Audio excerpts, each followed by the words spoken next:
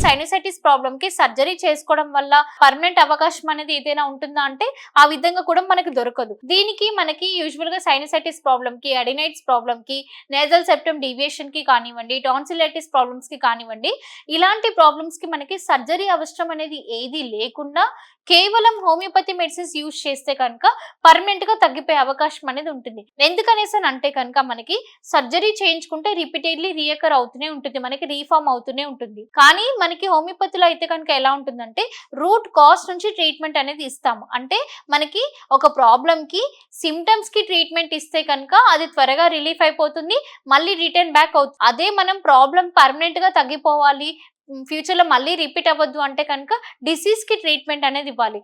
ఎప్పుడైతే root cause treatment అనేది ఏంటంటే డిసీజ్ కి ట్రీట్మెంట్ ఇస్తాము అంటే అది టోటల్ గా హోల్ గా తీసుకొని మనం అంటే దాంట్లో మనం పేషెంట్ వస్తే కనుక మెంటల్ జనరల్స్ ఏంటివి, ఫిజికల్ జనరల్స్ ఏంటివి, పీక్యూఆర్ఎస్ సిమ్టమ్స్ ఏంటివి అనేది వీటినన్నిటిని క్యాలిక్యులేట్ చేసి కేస్ అనలైజ్ చేసి ఆ పేషెంట్ కి తగ్గ మెడిసిన్స్ అనేవి ప్రిస్క్రైబ్ చేస్తాం అనమాట. అలా ప్రిస్క్రైబ్ చేయడం వల్ల మనకి అది పర్మనెంట్ గా తగ్గిపోవడానికి అవకాశం అనేది ఉంటుంది మనకి. సో ఇలాంటి ప్రాబ్లమ్స్ ఎవరైనా సఫర్ అవుతుంటే కనుక ఎలాంటి సర్జరీ చేయించుకోవాల్సిన అవసరం లేదండి.